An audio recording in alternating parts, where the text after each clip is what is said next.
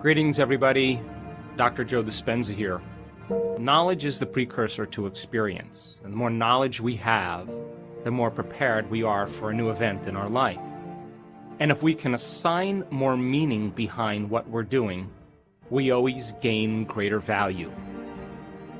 So I want to start off by talking about how most people live their life. It is a fact scientifically that your brain is organized to reflect everything you know in your life. Your brain is a record of all the things you've learned intellectually and all the things that you've experienced in your life. In other words, your brain is an artifact. Now, most people wake up in the morning and they think about their problems, they think about themselves, and they begin to anchor themselves into certain feelings and emotions that reaffirm their personality. And since those feelings and emotions are the end product of past experiences, because that's what emotions are, then people begin to ground themselves chemically into the past. So then they think neurologically within the circuits of their brain that are connected to the past, and they feel emotionally and chemically within the boundaries of those past experiences. And so then most people's personality or their state of being is defined by the past. And if thoughts are the language of the brain and feelings are the language of the body, then how most people are thinking neurologically and feeling chemically are causing them to function as a predictable self tied to the past. Now, we can call that, for the most part, our past-present reality. Because once we anchor consciousness into the brain and body and into a state of being, then we could say then our behaviors, choices, the experiences that await us, and how they are going to feel will become very predictable. And so people tend to think the same thoughts, they make the same choices, they demonstrate the same behaviors that create the same experiences, all for the familiar emotion that's called the old personality or the old self.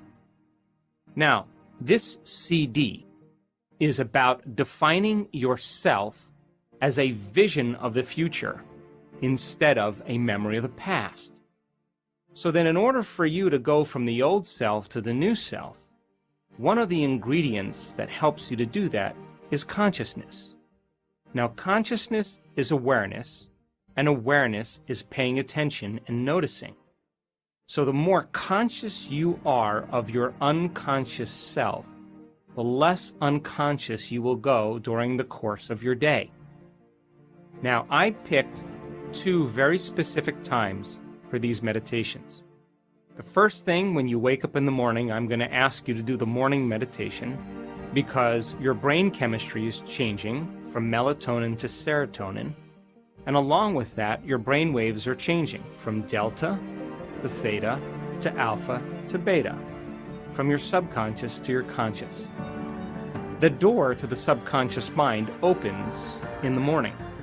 So if you begin to think about a new reality for yourself, you begin to think about a new experience that you would like to have, if you begin to contemplate a new way of being, and you begin to take some time out of your busy life and think about some future experience that awaits you, the mere process of thinking and contemplation is the building process neurologically in your brain. And so we are going to ask you to think about a future reality that you may want to experience, some change in yourself that you would like to embrace, some type of event that awaits you in the quantum field. As you begin to think about and speculate a new future event, the frontal lobe turns on. That's the crowning achievement of the human being. It's the creative center. And as you begin to ask the what-if questions, the speculative questions, what would it be like? How would it be? What future awaits me? What do I want? As you ask those frontal lobe questions, because the frontal lobe is connected to all other parts of the brain, like a great symphony leader, it begins to look out over the entire landscape of the brain and it begins to select different networks of neurons that are connected to the things you've learned intellectually and the things that you've experienced as an event in your life. As the frontal lobe begins to call up all these different circuits, it begins to seamlessly piece them together to create a new level of mind. And as you begin to remind yourself of that future event, there'll come a moment when you'll get a vision or a symbol or a picture in your mind, and we would call that an intention.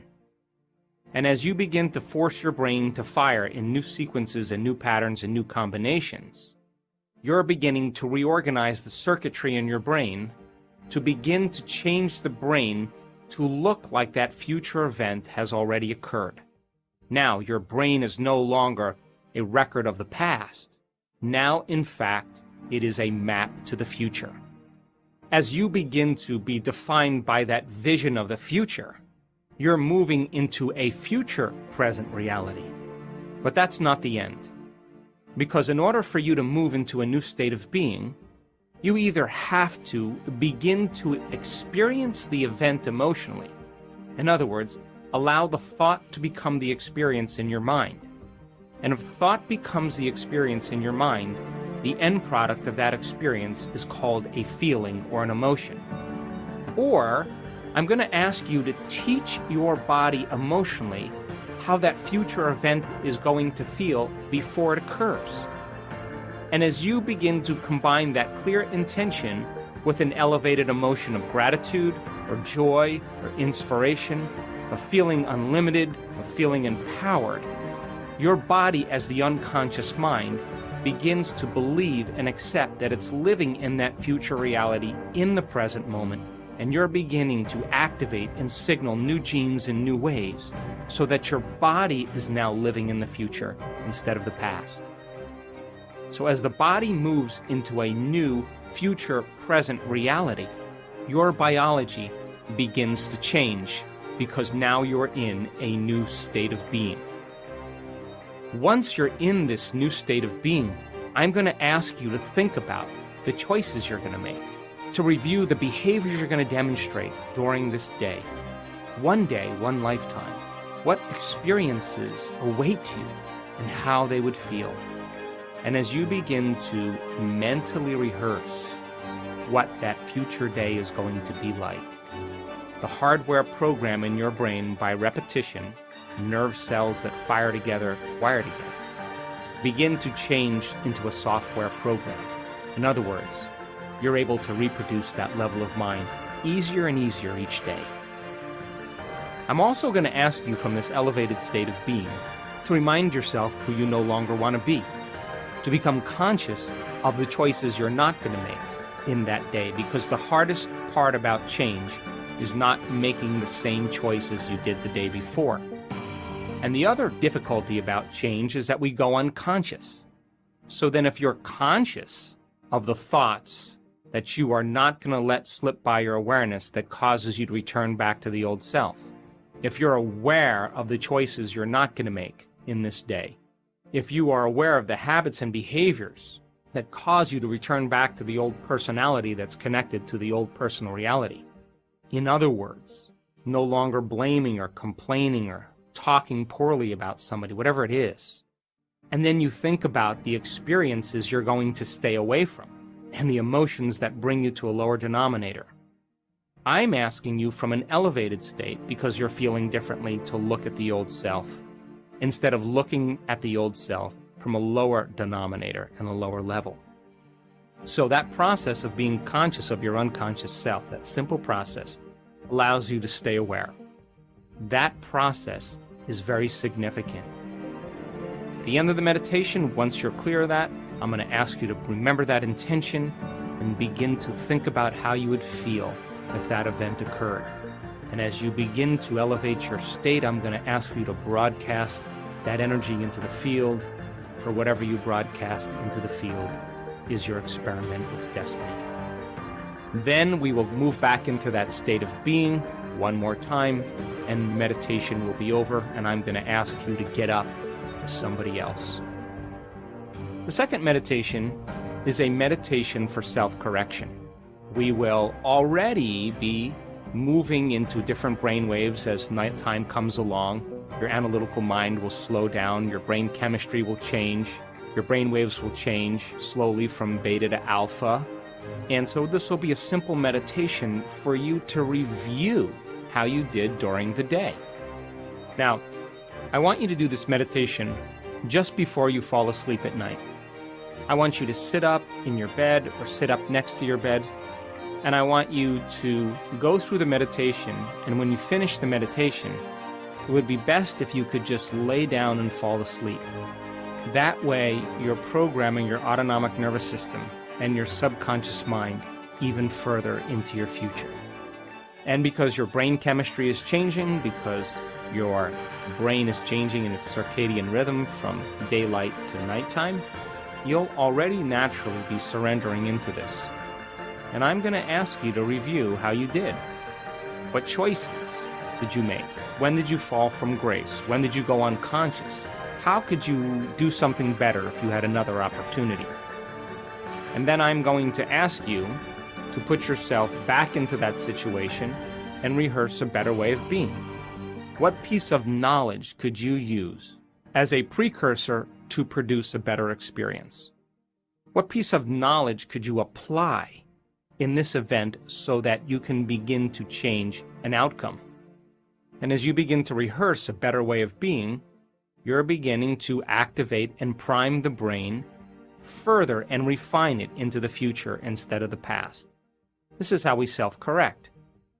In other words, if you saw yourself giving a public lecture, and when you watched yourself doing it, you were touching your face or sticking your finger in your ear, if you observed that, I guarantee you the next time you spoke in public, you would refine your behaviors.